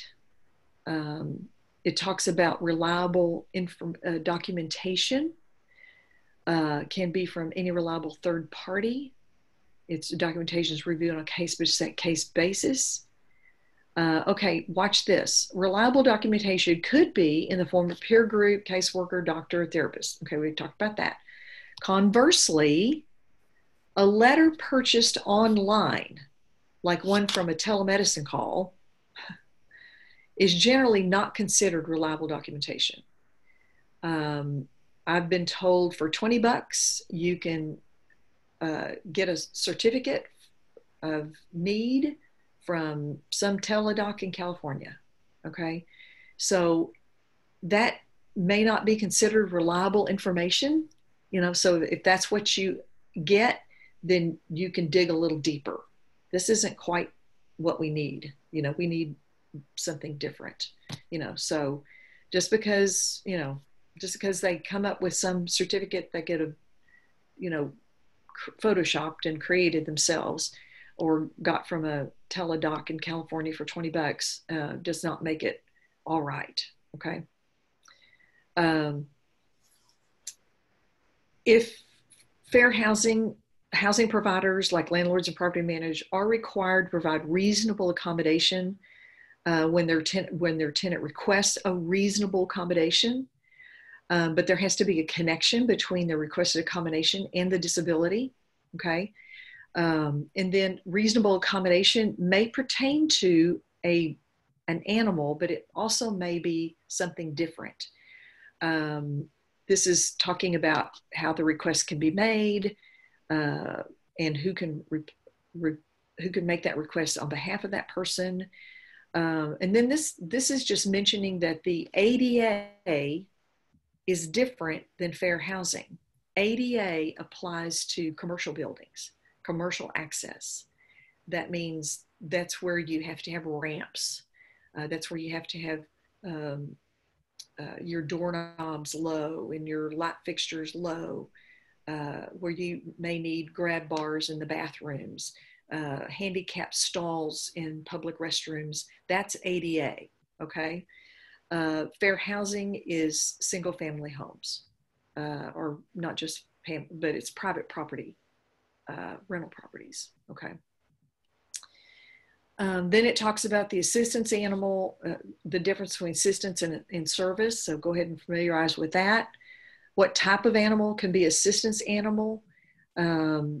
Pretty much any type. And you've heard on the news, somebody coming on a plane with an iguana or some stupid thing like that. It's, I don't know, kind of weird. But the airplanes have exercise their right to restrict animals that are uncommon because it causes an undue, condition that creates an unsafe condition or whatever. So there is a way to get around that a little bit, but you might want to be careful. You might want to consult an attorney if you get real nervous about it. Be sure you read all this. What if you aren't able to actually see an individual and discern whether a disability or disability-related need is obvious? That's another reason why we should meet if that's not possible. Because I had a landlord in Boston that lived in Boston, and we were renting her condo in Irving. Okay, so there wasn't a disability situation, but they had a lot of conversations over the phone. And like this suggests Skype or FaceTime. We have the technology. We've learned how to use it. So it might be good to do that, particularly if they're requesting an animal. And then you know what action to take, what documents you need to use. So proceed with caution, it says. Proceed with caution. So there's some, it's reasonable that a blind person is requesting an accommodation for their dog, right? It's reasonable that someone in a wheelchair is requesting accommodation for their dog. Generally, it's reasonable for someone that has a physical manifestation of their disability, but sometimes it's not.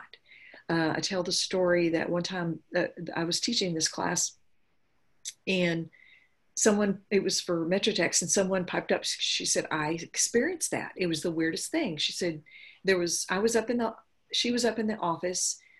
She was in the office up in the lobby of her brokerage, and a woman came in, and she had the cutest little schnauzer with her on a leash, and she's like, oh, that's so cute, but the gal didn't have a service vest or anything on, which I thought was odd, but anyway. So the schnauzer came up and he kind of pressed up against her. And she said, well, isn't that the cutest thing? That is so sweet. What a sweet dog. And the owner said, do you have diabetes?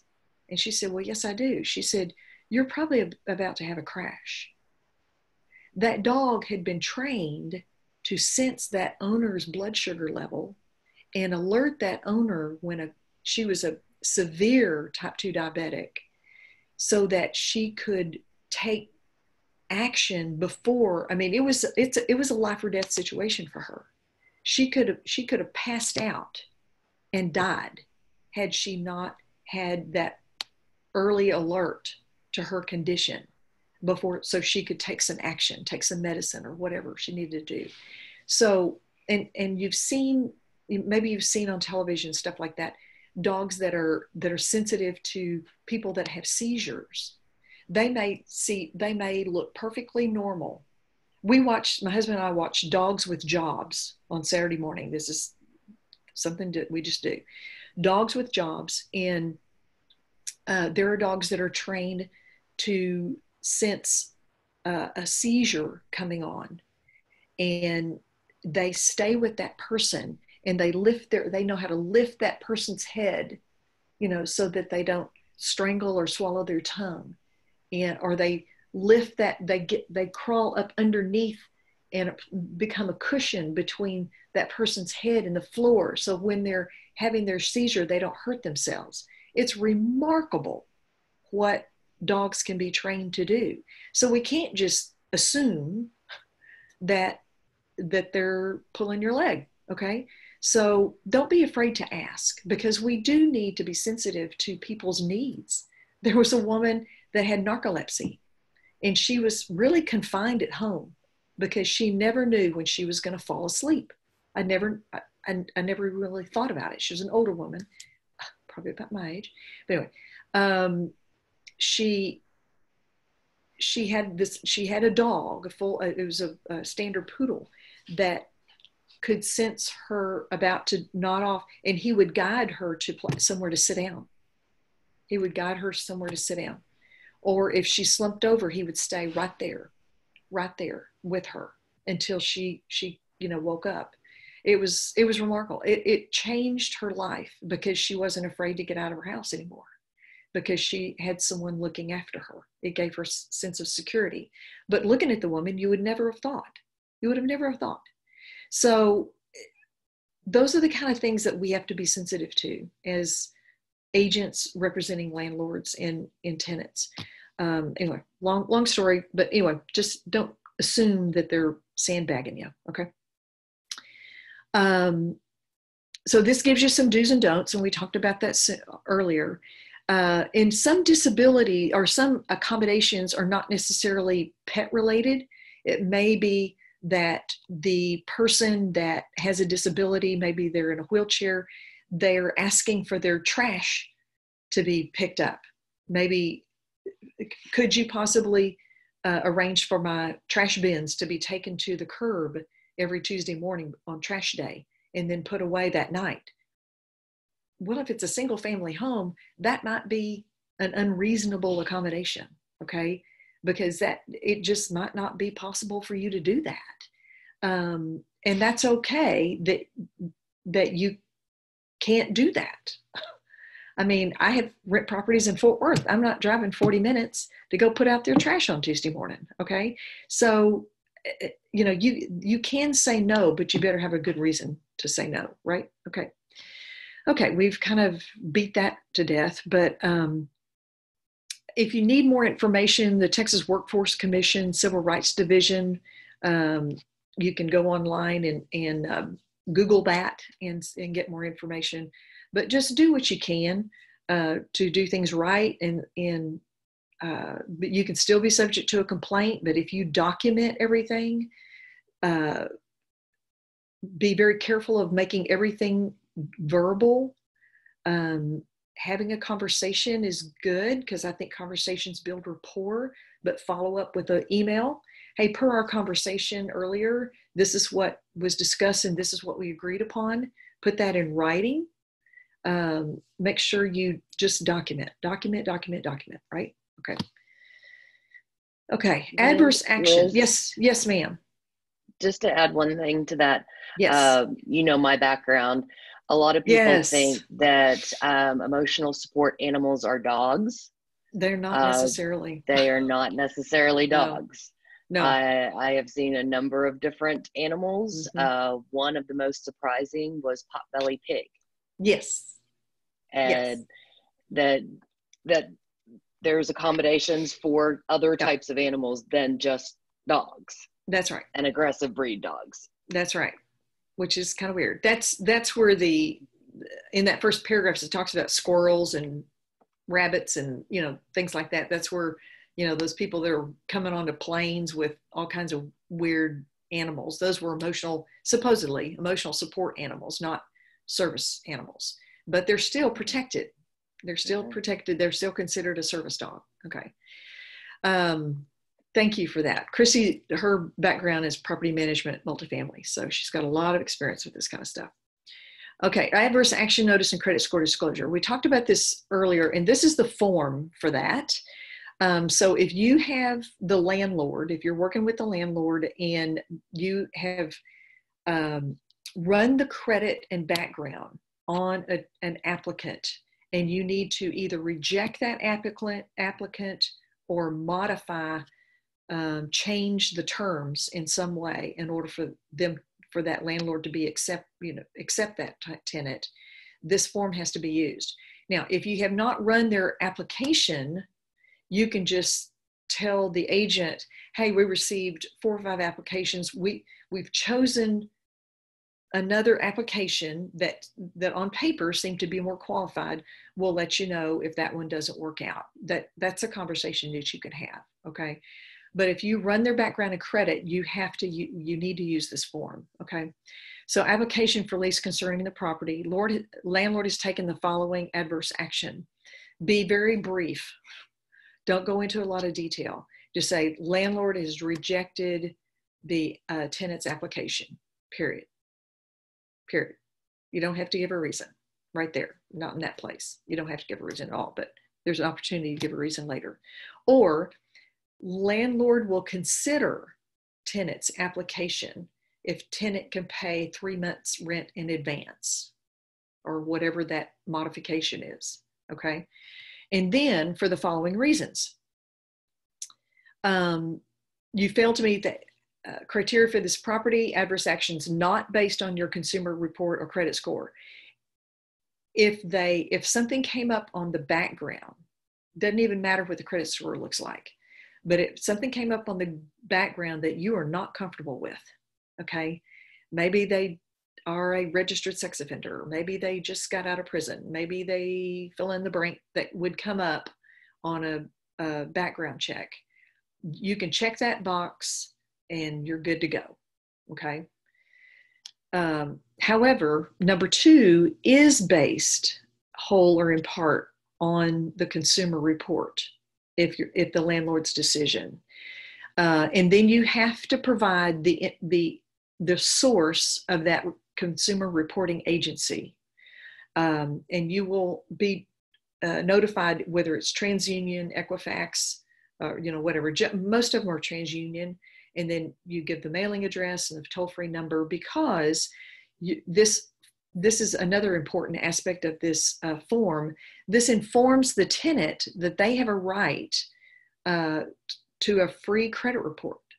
Okay, if a decision has been made to deny the application, then they get a free credit report from that company. Okay, and it gives them an opportunity to dispute the accuracy with that company, not with us.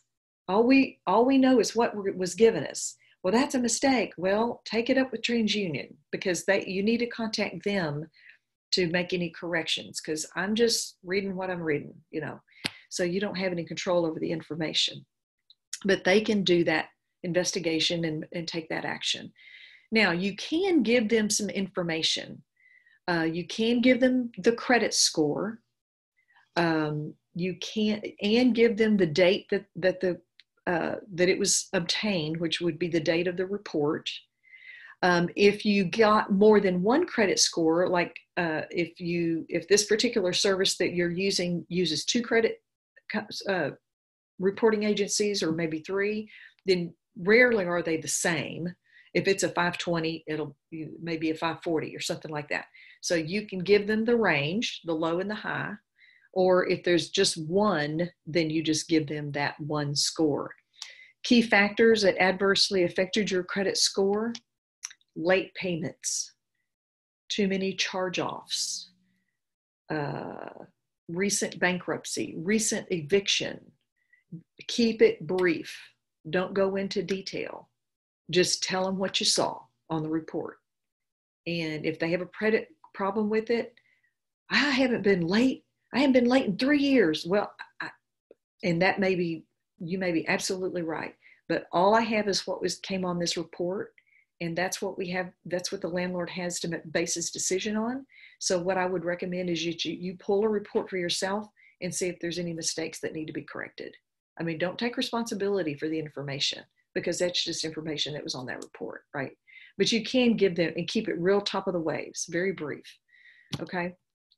Landlord sign there, or the property manager, and broker associate's printed name, that would be your name, and broker's printed name.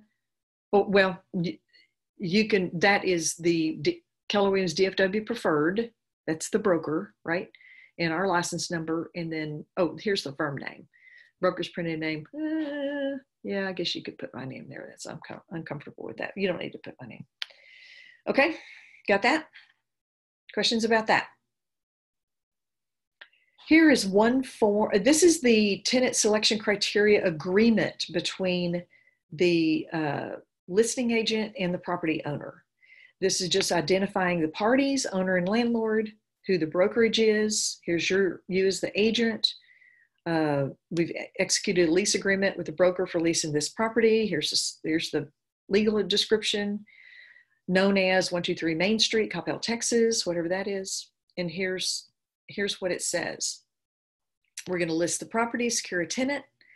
The criteria is sole responsibility of the owner or the landlord and are not responsibility of the broker. Broker will retain a full credit and background check and through a third-party vendor. Broker is not responsible for accuracy. The results of the credit and background check summary will be presented to the owner. The broker makes no warranty or representation to the ability of the applicant's ability to pay or care for the property. I mean, it's just like, I'll do the work, you make the decision, it's your decision, it's not mine. Okay, it's kind of good to get their agreement on that, wouldn't you think? So here's the very top of the waves, brief tenant selection criteria. Criteria may include age.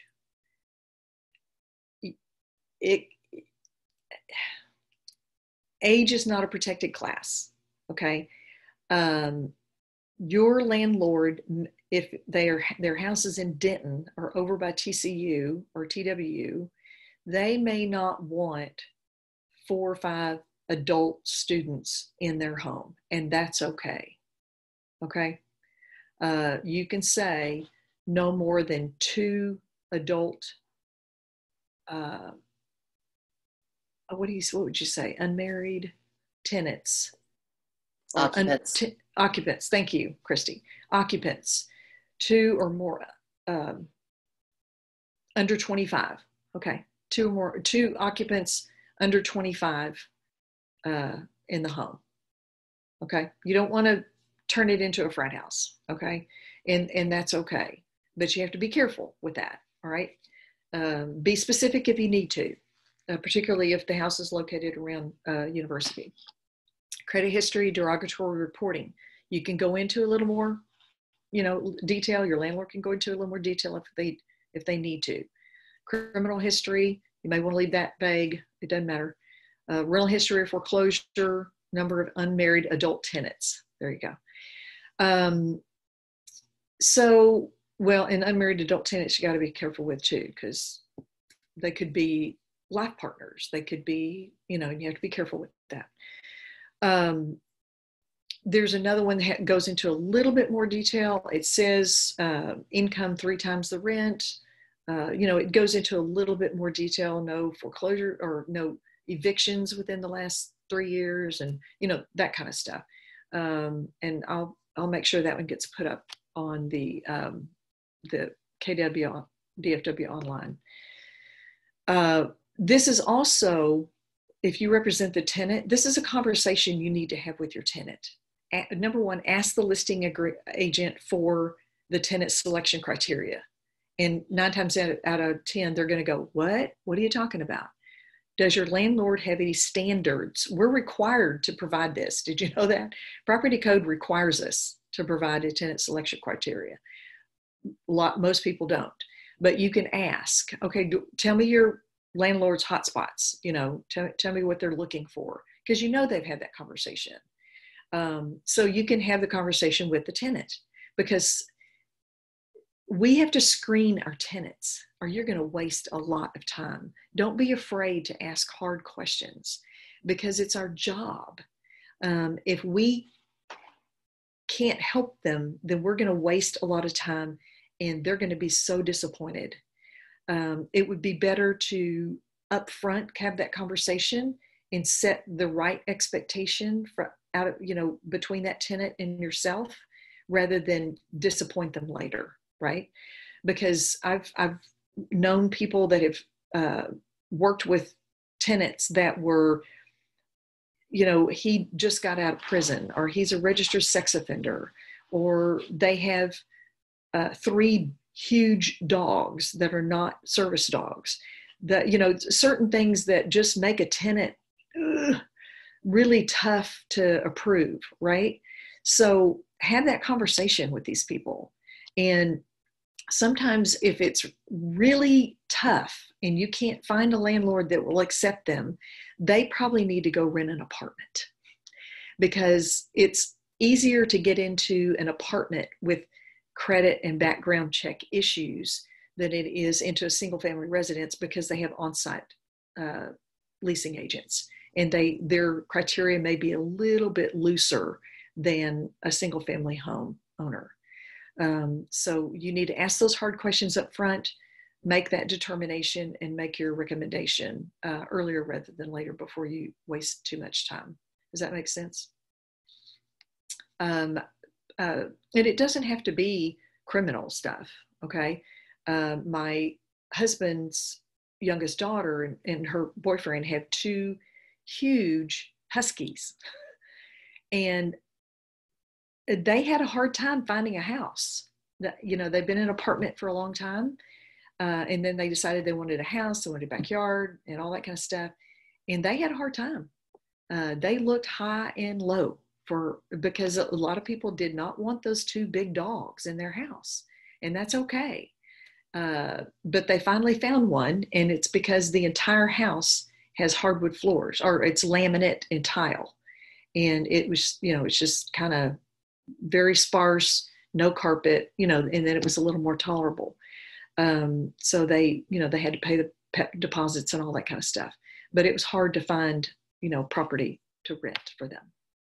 So anyway, so this is what your landlord would put up on, it would sign, and then you put it up on Matrix and get your applicant to sign it and turn it in with the lease application. Here's just a generic privacy policy that we're obligated to provide. It just talks about how we collect personal information, how and when we're going to use it, and then how we're going to dispose of it. Okay. If your application is denied, we'll provide the contact information of the Consumer Reporting Agency, and then which you can request a free copy and all that kind of stuff. Okay. Landlord tenant. We cannot give them a copy of the credit report or the summary. They have to go to the reporting agency and do their own. Bed bug addendum. Apparently this is a thing. Be sure, if you're working for a landlord, that this is filled out correctly, because your landlord is not aware of any evidence indicating a presence of bed bugs. If you're representing a tenant, you need to make sure your tenant has filled this out. The tenant has inspected the property and found no evidence indicating the presence of bed bugs. The tenant represents: A, it's not aware of any evidence indicating the presence of bed bugs in tenants or any occupants' current or previous residence or personal property. They're not bringing them with them. And B, tenant is aware of the following evidence. Okay. And this is why. Notice tenant must immediately notify the landlord in writing if he becomes aware or discovers evidence of bed bugs, or if an occupant or family member or guest experiences bed bugs. Treatment. If the presence of bed bugs in the property is confirmed, tenant must allow the landlord and landlord's agents access to the property at reasonable times, to inspect and treat, comply with all instructions from the landlord's agents to clean and treat the property, remove or destroy personal property, this is of the landlords, that can't be treated or cleaned, and pay all reasonable costs in connection with the inspection, cleaning, treatment, all that kind of stuff. So if the tenant doesn't check the appropriate box up here, they're still going to be liable for this down here. Okay, so this is putting this all on the tenant to pay for, because if the landlord doesn't see any evidence of bed bugs and the tenant moves in and the tenant immediately starts getting bit, that means the bed bugs were already there.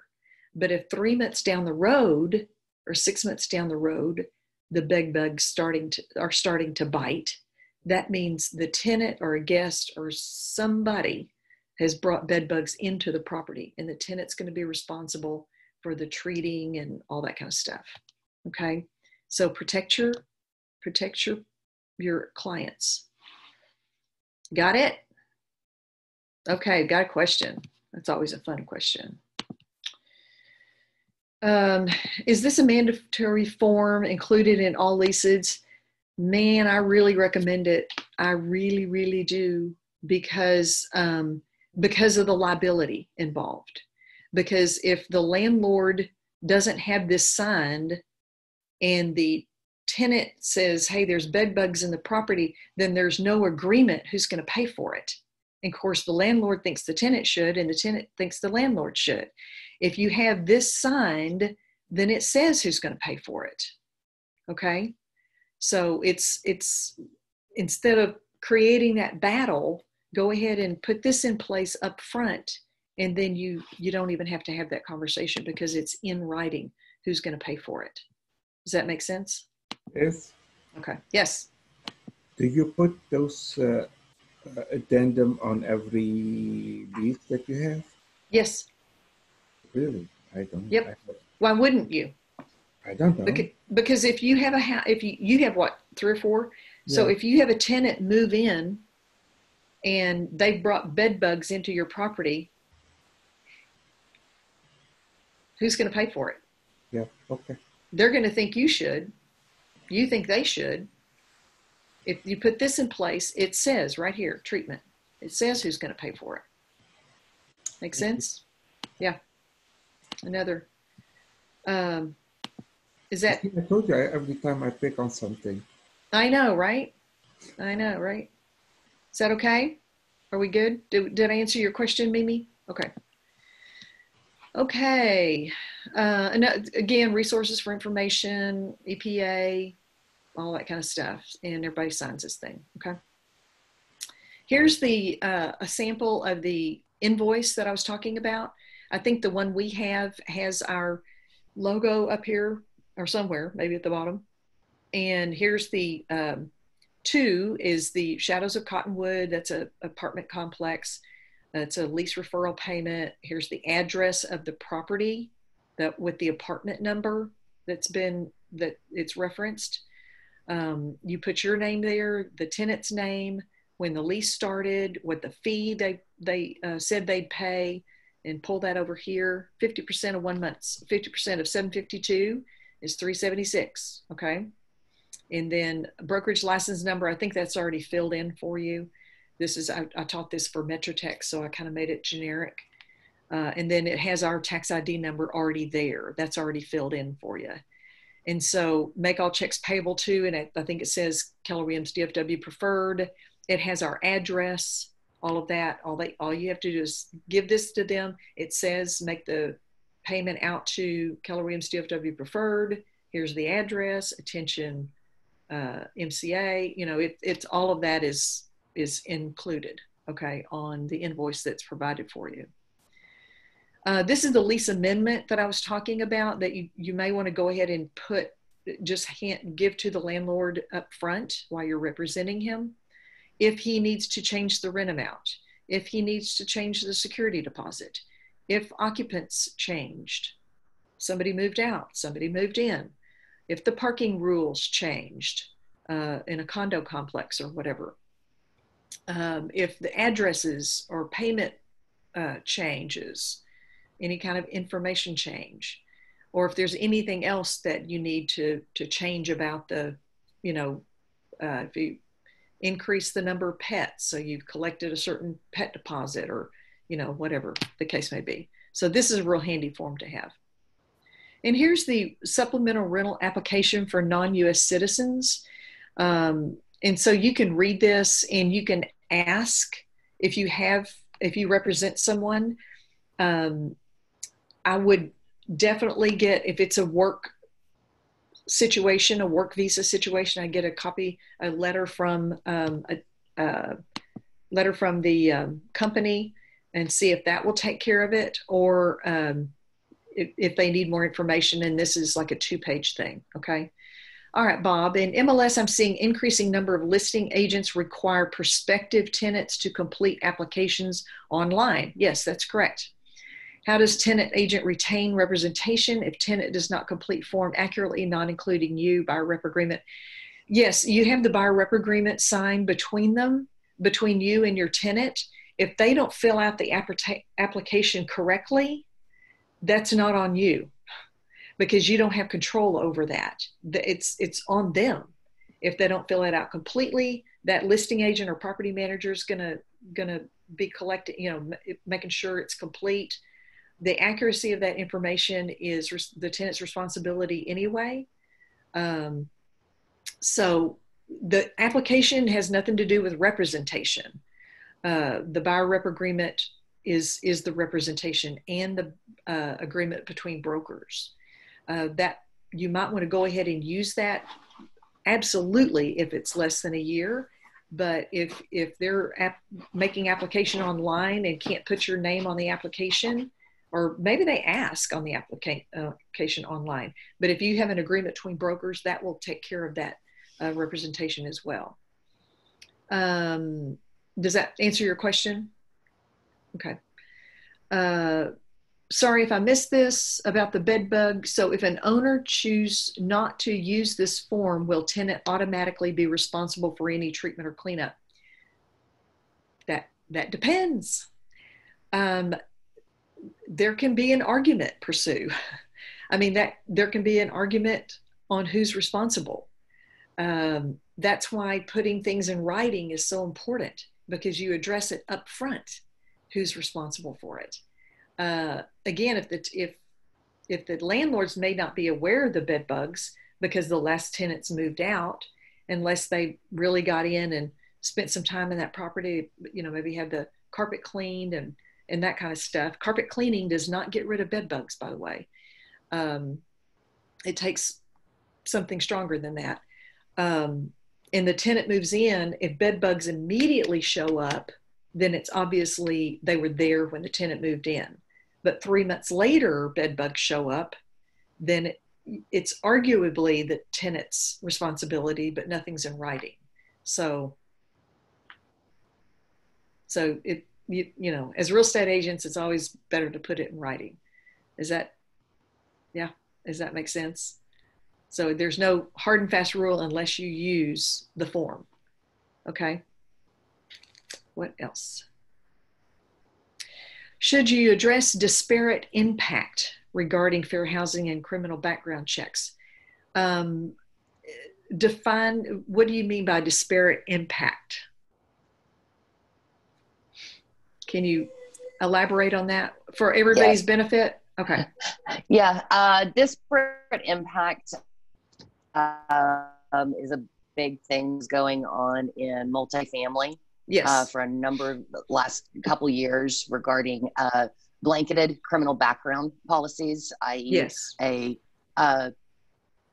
statement saying if you have a felony, you will not qualify.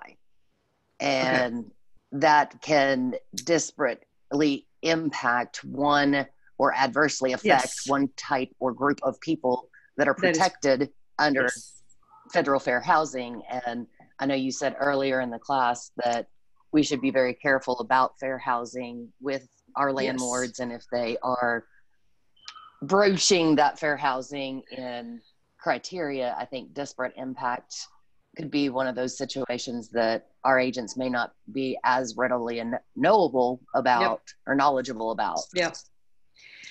Yes, that was included in a Legal 1 or Legal 2 update a couple of years ago. I don't think it's in the latest one. In that, it's absolutely correct in that you have to be careful with criminal background, because if you say because there's certain demographics that have a higher rate of felonies, and they may not use criminal background as a complaint against you. They could use fair housing as a complaint against you, that you're discriminating against them for their race or gender or sexual orientation or some other reason rather than their criminal background. So it does kind of open you up to a little more risk, or maybe a lot more risk, the landlord. So you do have to kind of be careful with that. Because if you think about it, and if you've read anything on what am I trying to say? Like a sexual predator, what am I trying to say? Not sexual predator, but sexual registry. Yeah. Like if you're on the sex offender registry, that you could get on one of those for peeing in public. I mean, it's not that's not, people automatically assume that you're a child molester, but that's not the case. So you have to kind of be careful with just putting a blanket statement out there, protect your landlord from opening themselves up to a discrimination suit that has nothing to do with criminal background. You see what I'm saying? Okay. Does that make sense? Do you have any more to add? How did y'all handle that in the multifamily world, Christy? There were a lot of rental criteria changes based on the rulings that had come out of some lawsuits against very large multifamily housing companies. And we actually had to go to the companies that were screening for us and go into line by line, what type of criminal activity was it? Be very specific. Persons, was it against property? Was it 3 years ago? Was it 7 years ago? Was it 15 years ago? And we really had to change those so that it would not be a blanket statement of felony. It had to be what kind of felony and how long ago and who was harmed by it. Right. Yep. And if we need, if something like that comes up and we need to be more specific, then you can, then your landlord needs to be more specific about it, but you've got to coach him through that. We don't run into that very often, but every now and then that will come up. But caution your landlord about just making no criminal background. Well, that's kind of tough, because you can be arrested for too many parking tickets. Okay. So it's real hard to make blanket statements like that. So just be real careful with that. I did want are there any more questions? Cause I've taken up a lot of your time, a little over 2 hours. But I want to let you know that I'm assuming this has been recorded, Christy. Has this been recorded? Yes, it is being recorded. Yay. Okay.